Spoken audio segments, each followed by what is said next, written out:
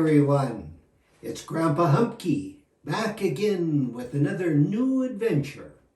I hope you are all healthy and able to cope during these troubled times. Last week's story was about my year back at U of A and going to Fort McKay for May and June.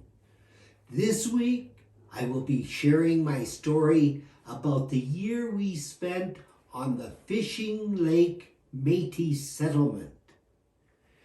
At the end of August 1964, we packed up old Bertha, our 1957 Dodge, with all our belongings, one brand new treat for the family, a colored 17-inch portable TV, and of course the four of us.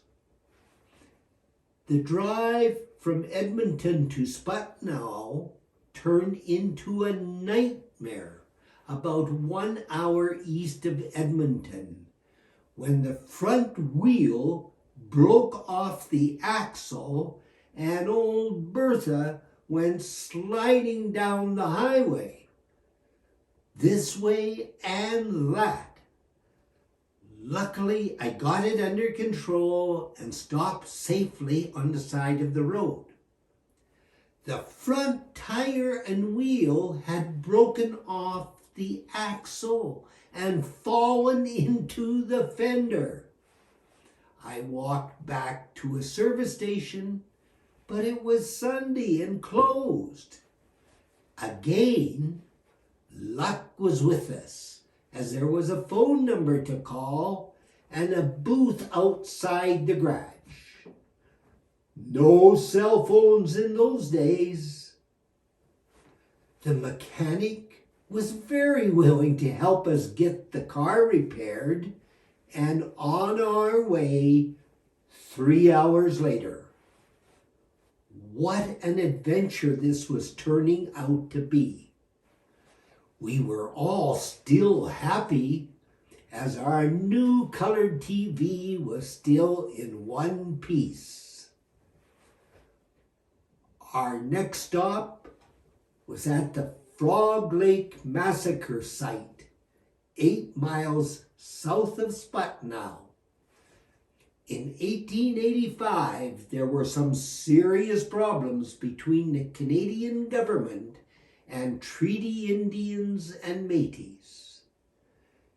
Métis people are of mixed blood, with the father usually being English or French, and the mother a Treaty Indian.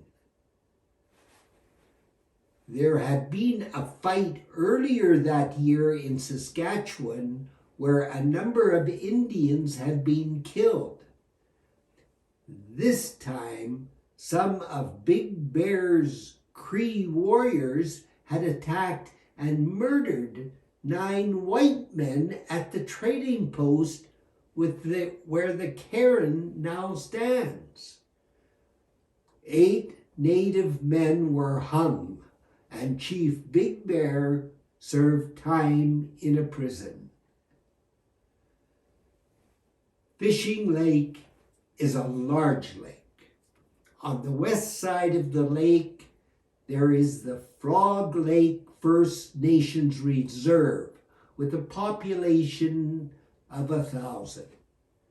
And on the east side is the Fishing Lake Métis Colony, population 400 Métis. Further to the east is Fishing Lake and the province of Saskatchewan. One of the first things I did was get the 30-foot TV aerial up on our roof and the color TV running.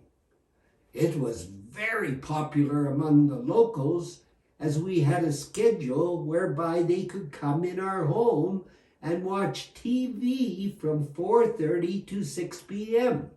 on a couple of days each week. When the weather was good, we had an overflowing crowd of kids and adults watching through our picture window. One of the most popular shows was It's Howdy Doody Time.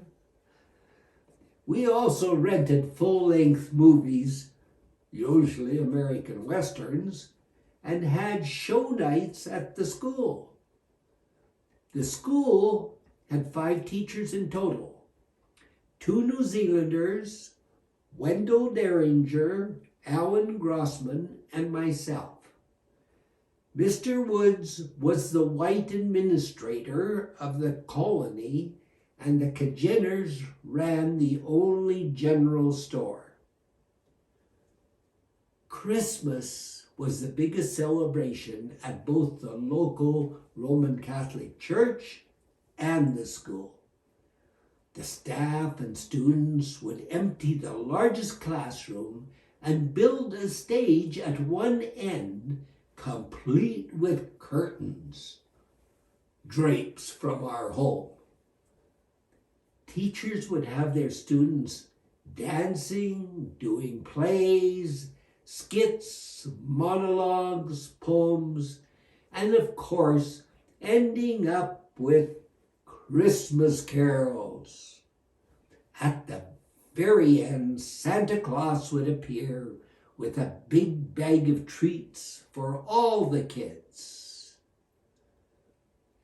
Our family nearly had a tragedy when Roxanne fell from the top step of the basement and landed on the cement. She was unconscious and bleeding from her nose, mouth, and ears. One of our teachers drove us to the closest hospital 55 kilometers away in Elk Point, while I tried to keep her awake.